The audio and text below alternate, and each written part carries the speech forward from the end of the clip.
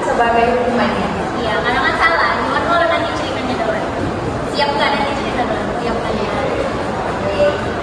Kita udahin aja nih ya permainannya biar kita langsung ke intinya aja. Baik, alangkah baiknya sebelum kita melakukan kegiatan ini kita berdoa menurut agama dan kepercayaan kita masing-masing. Doa sampai. Doa sampai. Baik, kakak boleh.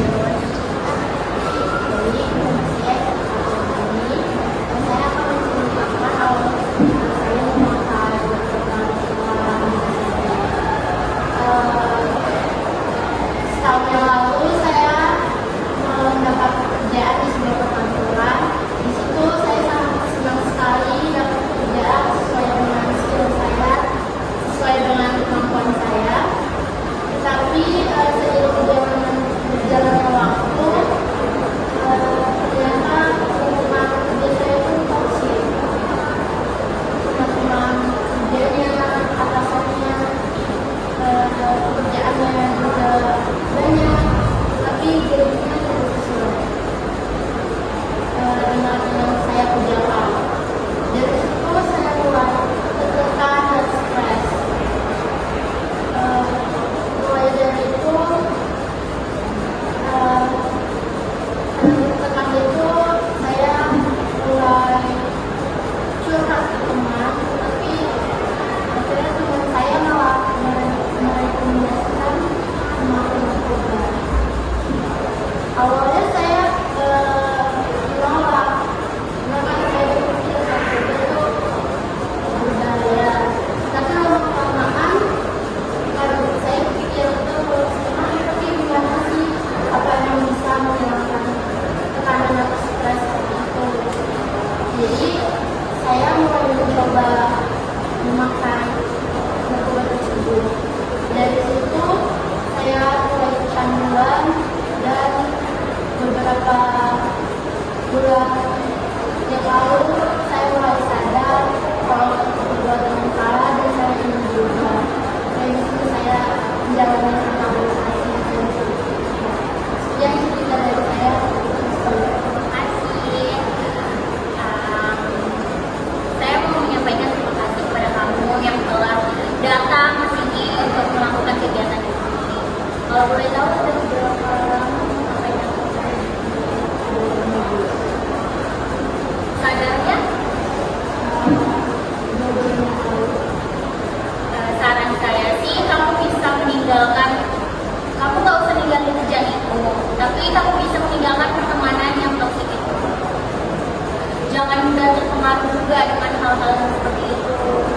Walaupun kamu lagi ada masalah, jangan pernah lari ke situ. Kan kita masih punya Tuhan, masing-masing kan bisa berkeluh kesah sampai di atas, tidak perlu menggunakan obat-obatan seperti itu. Apakah teman-teman ada yang memberikan saran? Karena sebelumnya menurut saya kalau memang kamu merasa kamu tidak nyaman di perkantoran itu, kemudian terlalu toksik sama kamu, kamu bisa mencari pekerjaan yang bisa membuat kamu nyaman. Karena bukan berarti kita sudah berada di kantor yang kita mau itu dalam skill yang benar-benar cocok sama kita, tapi lingkungan sosialnya itu sangat buruk, ya percuma aja. Karena melakukan suatu pekerjaan itu harus dilandasi dengan rasa nyaman. Nyaman berada di sini, aku bisa menjalani hari-hari itu dengan mood yang bagus. Bukan aku harus datang karena aku harus bekerja, aku harus bertemu dengan teman toksik, tapi aku juga harus mendapatkan uang dari hasil pekerjaan itu. Jangan, karena kita bekerja itu harus juga mencari kesenangan. Kita harus juga mencari kesenangan, karena dengan membuat diri kita itu capek. Selanjutnya siapa yang mau bercerita? Sebelumnya perkenalkan nama saya Asli Ganti.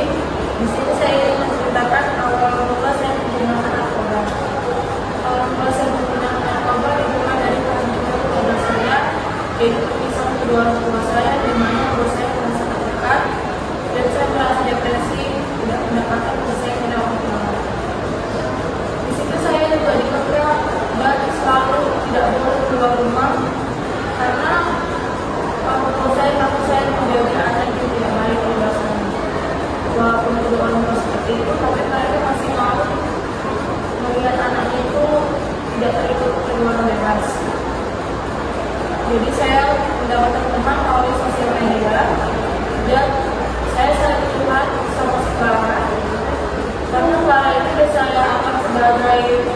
saya sendiri.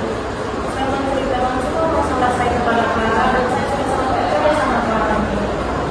Dan awal mulai itu Clara mengajak saya untuk ke restoran, mengajak saya untuk melihat bagaimana keadaan saya saat ini. Clara mendengarkan keluh kesah saya dan dia memberikan solusi kepada saya untuk tinggal bersamanya di sebuah kos-kosan. Kata Clara, jika kamu keluar dari rumah kamu, tinggalkan keluarga kamu boleh ikut sama saya tinggal bersama di kos-kosan. Saya mau menangkap kamu, semua hubungan kamu, dan kamu harus ikut apa peraturan yang saya buat. Kata.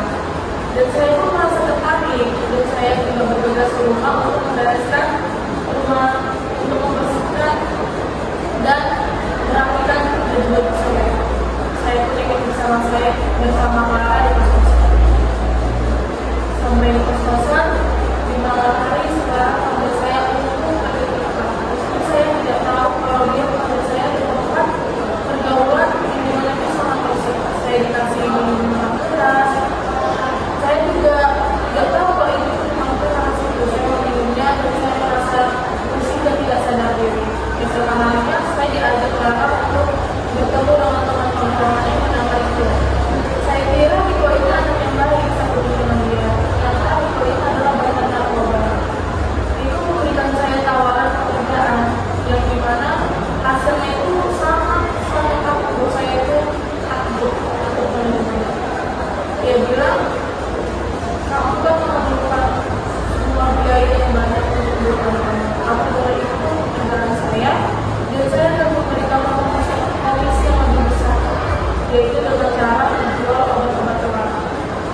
Saya kira hanya menjual obat terlarang saja, tetapi dengan Clara mengajak saya untuk memakai obat terlarang tersebut.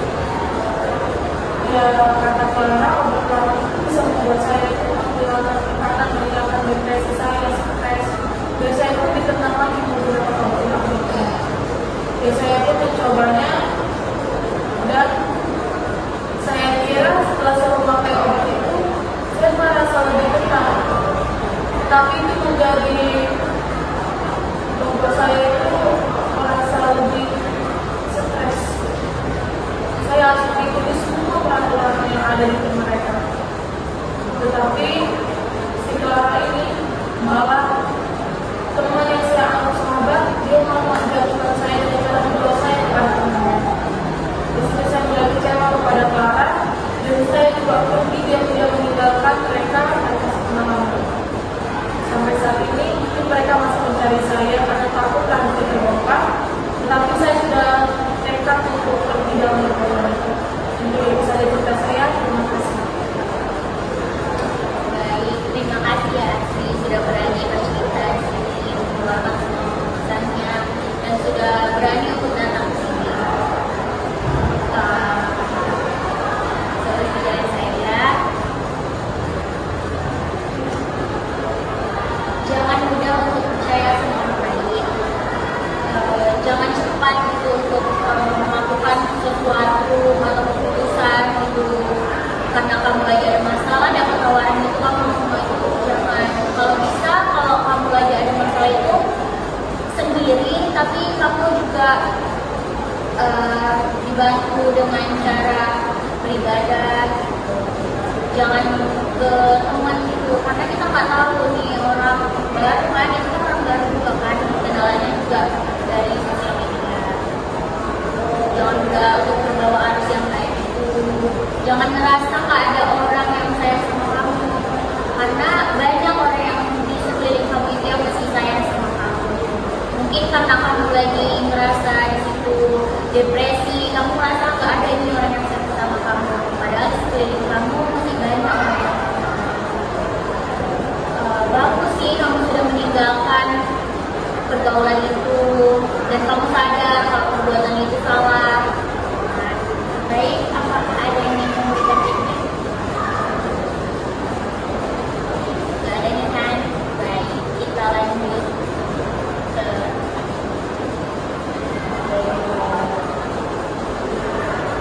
sebenarnya aku awalnya itu memakai narkoba itu karena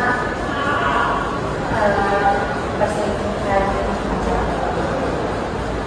awalnya tuh aku udah pacaran sama dia tuh selama 2 tahun. Aku melihat dia itu ya benar-benar gak susah kan, kayak green flag banget gitu kan. Aku pun awalnya merasa kalau ini berarti udah tujuannya pas gitu, aku bisa memulai jalan hidup aku tuh sama dia gitu kan. Jadi akhirnya 2 tahun aku ngejalanin sama dia.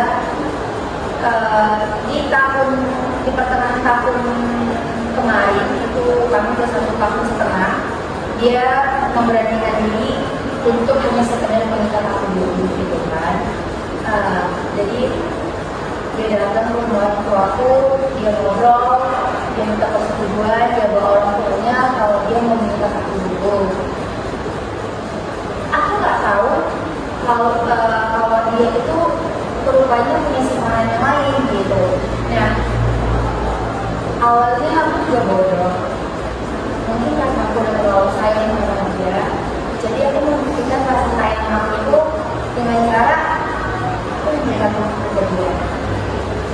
Jadi kan saya melakukan itu ya dengan menggunakan pengaman tentunya biar agak lebih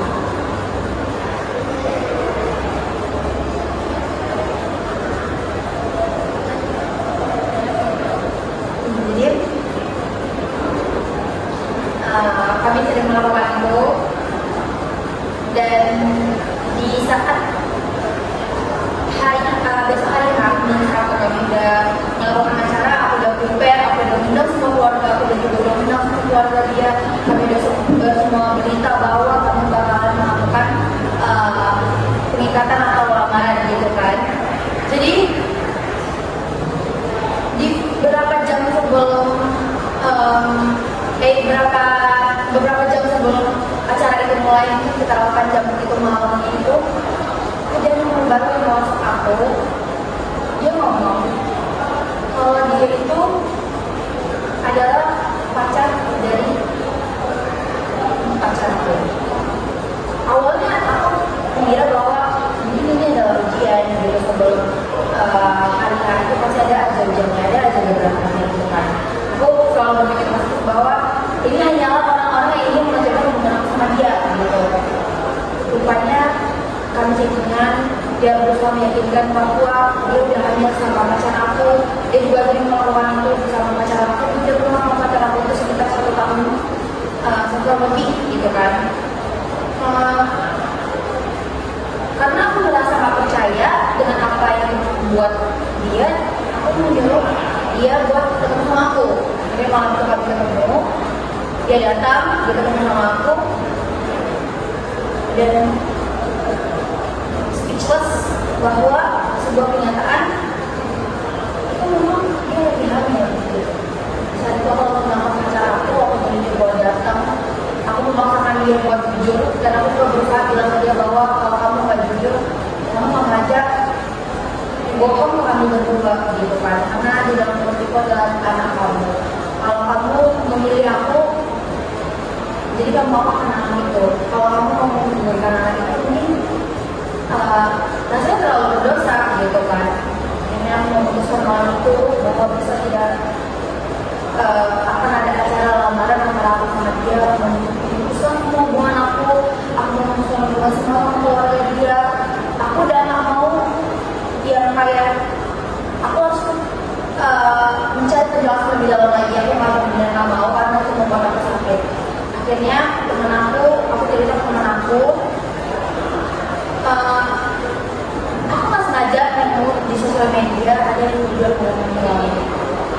Aku merasa bahwa kayaknya aku harus mencoba gitu, karena aku udah benar-benar frustasi banget, aku udah stres, aku trauma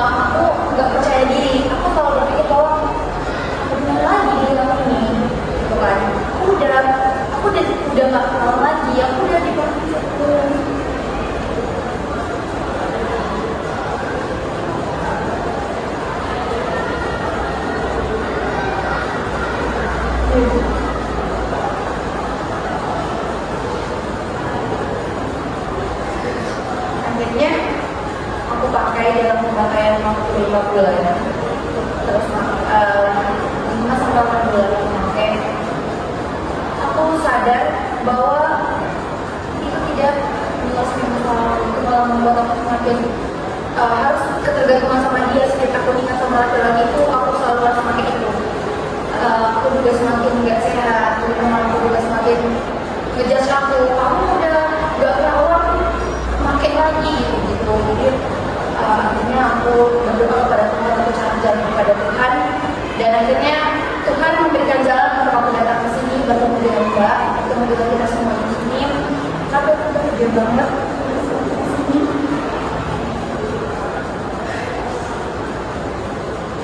semoga dengan aku pulang dari sini bisa mendapatkan sesuatu. Sekian cerita dari aku. Baik, terima kasih Mbak Grace yang sudah berani cerita dan sudah memutuskan untuk mengalami saran dari saya.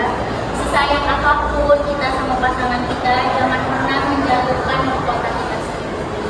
Walaupun udah diiming-iming nih bakalan ini, bakalan itu, plan ke depannya bakalan gimana, tapi mencoba mempertahankan mahkota kita, jangan sampai itu jatuh ke tangan laki-laki. Sebenarnya kamu berterima kasih sampai di atas juga, karena kan itu udah dibukakan kenyataannya bahwa laki-laki itu tidak laki-laki yang benar, yaitu laki-laki yang salah. Sebenarnya nggak salah kamu juga kok. Kamu udah ini kasih itu ke dia, tapi bercoba hati-hati aja, jangan mudah untuk mempercayai orang juga kalau bakalan ini, karena kita ini nggak ada yang tahu jodoh kita itu siapa ya, semua itu udah diatur sampai di atas. Dan jangan pernah mikir bahwa obat-obatan itu bisa membantu untuk meredakan depresi apa gitu, karena itu hanya sementara, itu nggak bakalan kekal sampai selama-lamanya. Yang ada nanti kamu kecanduan, kamunya jadi nggak sehat, fungsi sosial kamu juga udah nggak berguna lagi, kamu kehilangan jati diri kamu, kepercayaan sama orang lain pun bahkan hilang kan karena udah kayak ini. Saran dari aku, jangan mudah untuk percaya dan jangan cepat untuk melakukan tindakan memakai barang obat obatan. Apakah di sini ada yang mau memberikan feedback?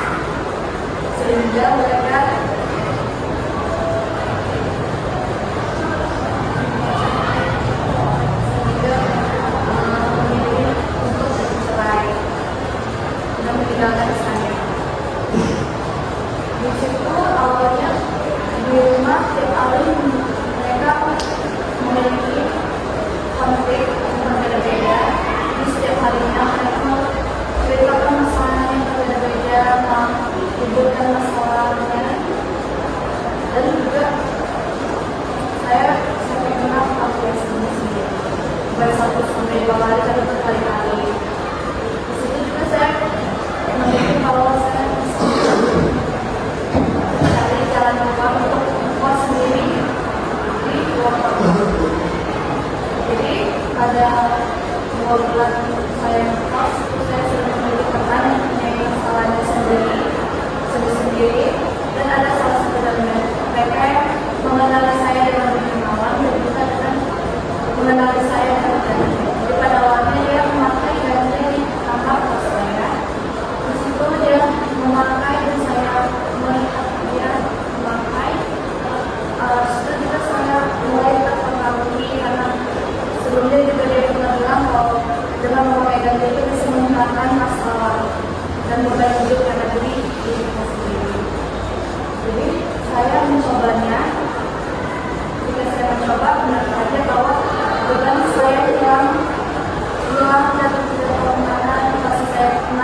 lebih rileks, dan juga saya juga sadar bahwa banjir itu cuma sementara. Dan mari semakin berjalan itu saya semakin sadar bahwa banjir itu tidak menghilangkan masalah,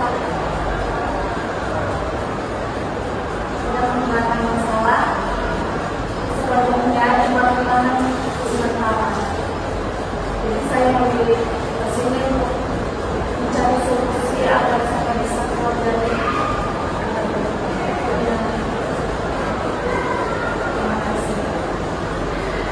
Terima kasih kepada Mbak Najwa yang sudah memilih untuk datang ke Terapi Kelompok ini untuk mendengarkan cerita-cerita dari masing-masing ini. Dan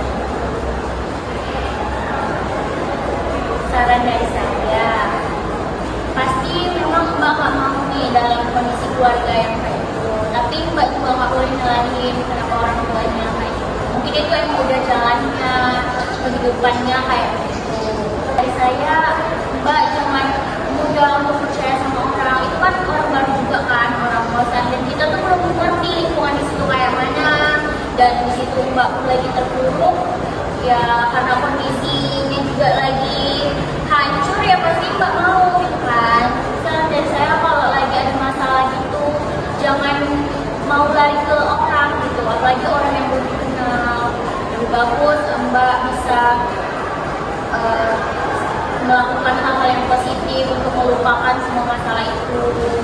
Dan kalau memang mau mencari pekerjaan gitu, jangan sampai masuk ke dalam dunia itu, karena buat itu susah.